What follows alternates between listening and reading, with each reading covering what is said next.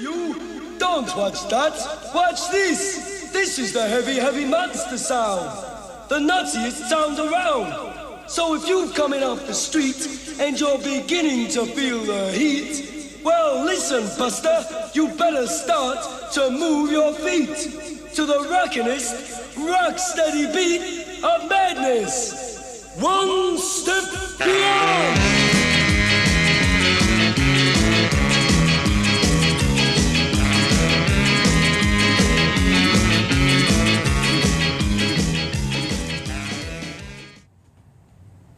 Hey Auburn, good afternoon. This is James on Osborne Street. I thought I'd sit down with you for a few minutes and have a beer and talk about the article that was published in the Citizen last week. It's been about a week since the story about the neighborhood dispute and the neighborhood problems with the Irish bar, the O'Toole's Tavern. And I just thought I would address some of the more frequent criticisms because it's impossible to address literally the hundreds of comments one by one, either on Facebook's or social media or the newspaper's website. So I thought I'd sit down with everybody. Maybe we share a beer, and we can talk about some of the things that have been going on. This video is going to be about 10 or 11 minutes, so if you're not prepared right now to watch the video, come back to it later. Or if you're not going to watch the video, if you're not going to give me an opportunity to express myself and put my points, my opinion out there, then just skip past and don't bother commenting, because it's really not fair that to have a preconceived notion, a preconceived idea, and not give the other party an opportunity to speak and to make their point. So anyway, I'm gonna have a little sip of this frosty beer.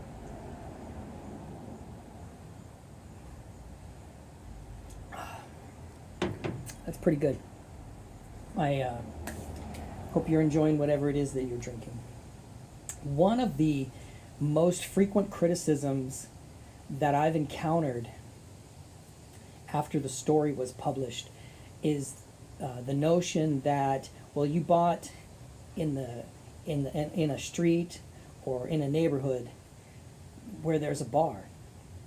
What did you expect? You get what you deserve. You're stupid for buying there. All of these assorted comments, but they basically boil down to the same thread. What the argument is that the people who argue this point believe that you cannot run a professional bar or drinking establishment, or whatever you want to call it, a tavern, that you can't run this professionally without mayhem and problems and being disrespectful to the neighborhood. I don't accept that. When we bought the property, we saw that there was a neighborhood little bar, a little neighborhood bar, a little Irish tavern. It's the size of a tiny house. It had a cute flag and some awnings, and it has a parking lot that fits 5 people. We honestly thought that this was just going to be a quiet neighborhood place where just maybe the immediate neighbors go to hang out and have a beer after work or on a Friday evening, whatever. That's not what there is here. So we went into this eyes wide open, knowing that there was a tavern here. But when we closed our sale in the middle of winter, in the midst of a pandemic, the bar hadn't received its ability to open or operate under normal hours, yet it was quiet. The whole winter, early spring was really, really quiet.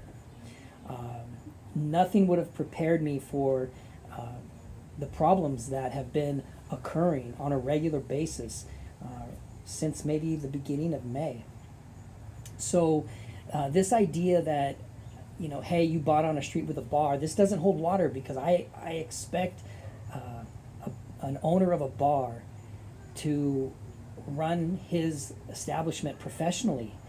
to have required security if they need it, if that's their clientele. Maybe they need a bouncer, to not pour so much alcohol for their customers that they are getting, wasted, basically hammered. That maybe that, this establishment could go check on its parking lot, which is directly across the street, 5 or 6 spaces. They could go walk across the street and see what's going on over there. Are there people loitering? Are there people fighting? Are there people drinking? Are there people smoking who knows what in their car? I mean, these are things that a professional enterprise, a professional business, these are the steps that a professional business would take to make sure that because it is in a neighborhood, that it blends into the neighborhood, that it's not a source of continuous mayhem in the neighborhood, that it doesn't lower the quality of life for the neighbors, the residents. That's another thing I'll say, is that nobody is saying that the incidents that the newspaper and I are talking about, nobody's saying that these aren't happening. That's not the argument. The argument isn't, well, James, you're making this up. These are just figments of your imagination. That's not what's being said. What's being said is that, well, again, you bought in a neighborhood with a bar, and these are the things that come with it. The bar's been here for 100 and something years. You're new. You don't get to say anything. And I find that to be completely a false, that's a false narrative. I bought a home. I'm a taxpayer here in Auburn. We take care of our home. We have added a lot of curb appeal to the house to try to help beautify the neighborhood. And I haven't been here long enough to defend my property, to raise my hand high in the air and say, hey, maybe this isn't normal. Maybe the amount of chaos and mayhem that's occurring on this street isn't normal. We expected some, but not like this. And I'll tell you, I'm the first one. I love a good time. I drink. You can see I'm having a beer. I like to go to bars. I like to go to taverns. I sing karaoke. I play drums.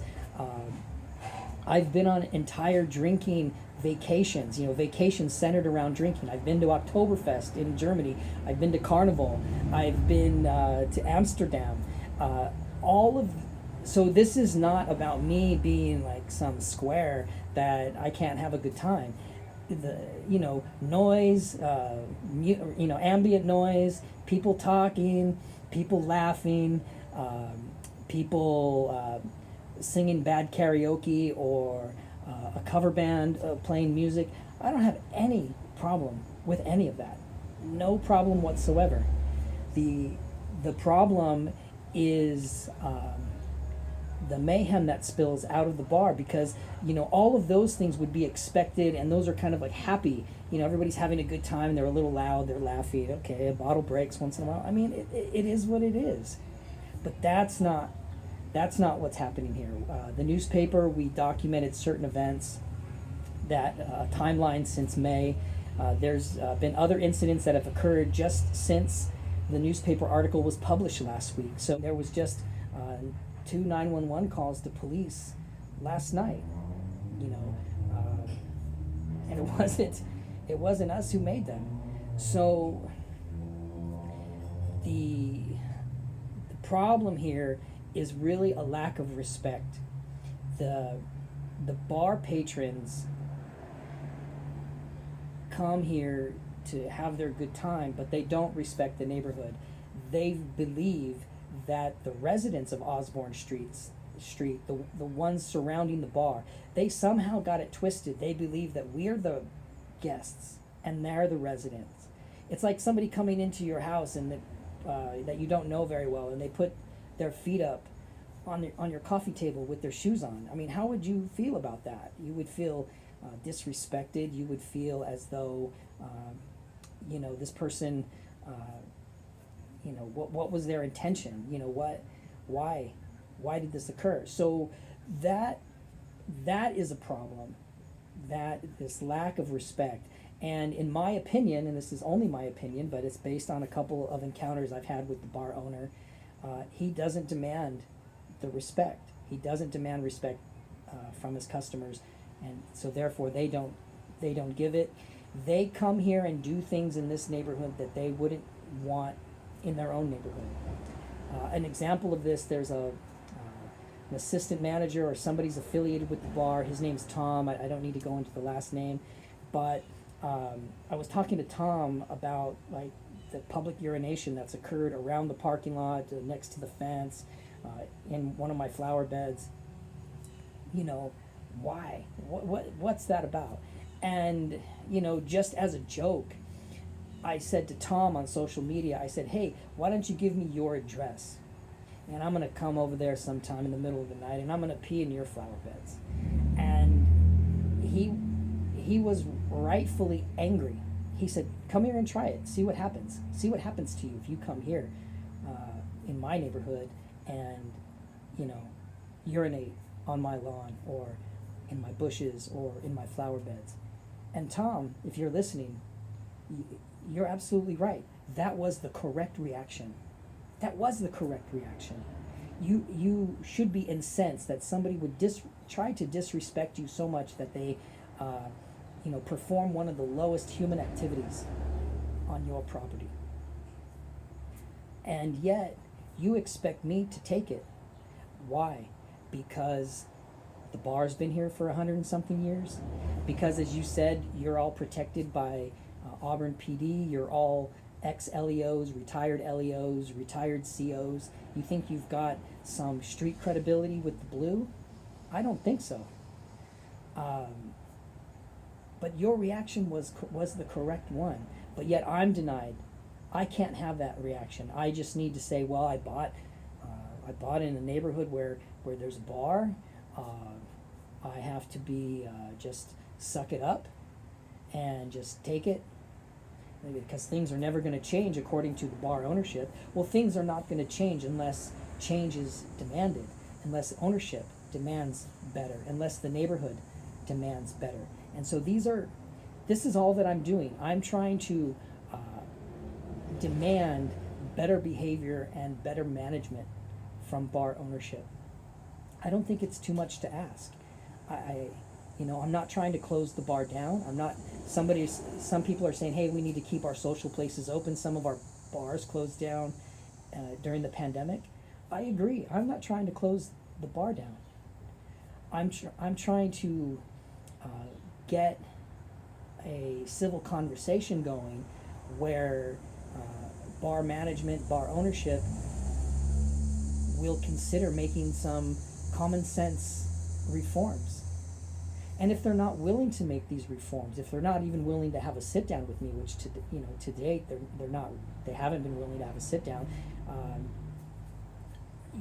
maybe then it's time for this 100 plus year old gem of historical value, the bar itself, to be sold, to be transferred to fresh blood, somebody that will put some money into it, somebody who will treat it as a professional enterprise, somebody who's not maybe burnt out, somebody who is willing to put in the time and effort to help the bar to live up to the reputation that it should have.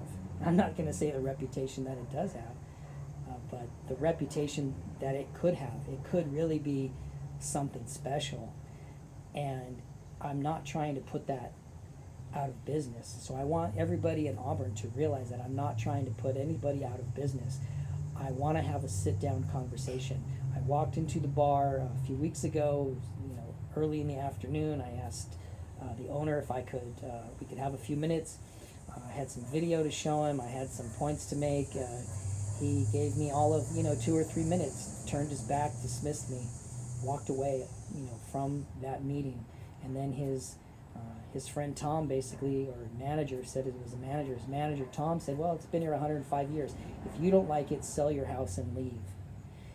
This is the attitude of a bully. A bully would make such a statement. that, hey, we're backed up by the blue, we've been doing this the way we've been doing it. Whether it's bad behavior or not, that's not the point. The point is, you were stupid enough to buy here, so you have to put up with it. Well, I'm not going to put up with it. I don't. I think that grown men, I mean, come on, think about this bar too. This is my last point, and then I'll let y'all go. I need a drink of beer, my mouth's dry.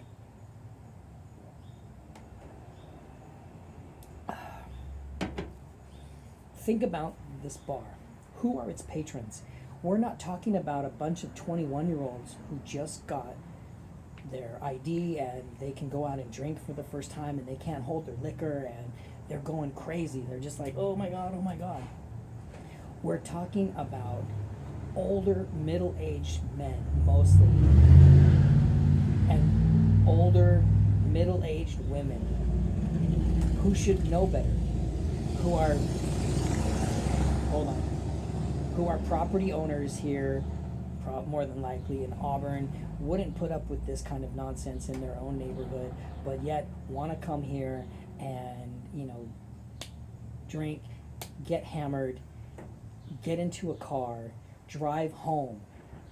And what are these cars? These are weapons now. They've weaponized, the bar has weaponized these cars when they allow people to drive drunk. And I've seen them drive drunk home. There are people I've seen stagger across the parking lot, get in their car and drive home.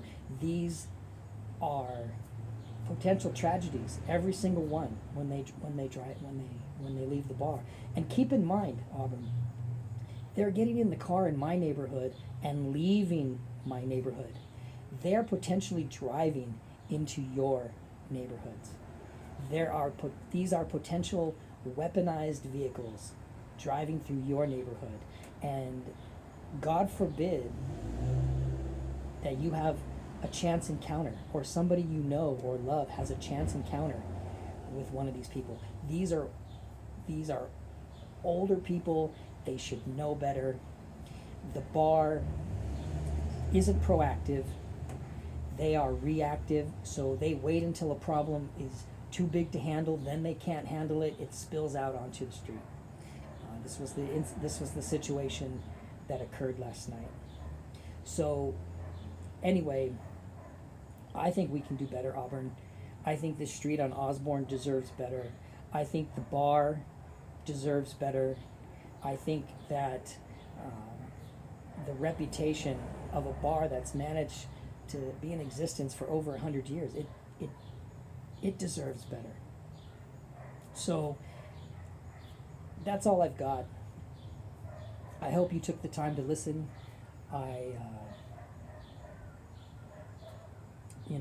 We mean no ill will to the community. We want to add to the community. We want to help here in the community.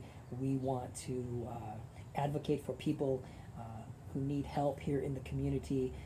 We want to be a part of your community. And in doing that, I need to address the goings on my street and help my neighbors who've been experiencing these problems for years on end. Oh, the last thing, I did say that before, but the very, very last thing is that somebody said, well, there's been no problems since the U-Dolls arrived on Osborne Street. Well, that's not true. I mean, the newspaper article even said that there had been 20 calls to APD. There had been 20 calls to APD, I think, in the last year. And we'd only been, the first 911 call we made was back in May, and we've only made 2, full disclosure. So who made the other 18 calls? I found a newspaper article in the Citizen last August. There was a stabbing. Over there across the street between the bar and the residence that's right next to it. The neighbors that I'm talking to all have had problems with beer cans and beer bottles and hearing fights and things that you shouldn't have to think about at 12:30, 1 o'clock in the morning on a weeknight. To get woke up, and so if there were no problems before the U-Dolls arrived, none of that stuff would have been happening. And I think what the person who made that criticism, I think what they truly meant to say is that nobody, everybody was afraid to complain too loudly or to organize before the Udalls arrived. And that I'll give you. Everybody was, thinking that they're just on their own. It was separate. None of the community or the homeowners were united together. So it was really a case of divide and conquer. And the bar was winning that fight. And now we're talking to neighbors on all sides of the bar. On our side, behind, all the way down to the little community park. I think it's called Steel Park. All the way down there and all the way down to Lake Avenue. So I wanted to thank all those people who've reached out to me after they read the newspaper article. Thank you for the words of encouragement and the words of support. I really appreciate it. It's gone a long way. It's gone a long way. So that is all I have. And I hope you have taken the time to listen to this and you've given it fair consideration. You've given it a fair listen. And please, before you make up your mind, just consider if I was living over there in that house where James and Tanya are living, what would my reaction be? What would my reaction be when I had my grandchildren over to visit? Or, heard, these, arguments and these loud occurrences late at night.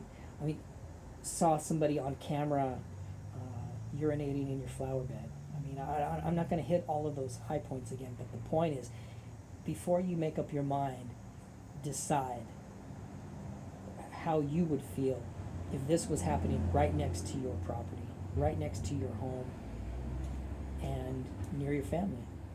So I hope you listened, and thank you for your time, Auburn. This is James Udall on Osborne Street. I lift my glass and I finish my beer in your honor. Take care. Have a good day.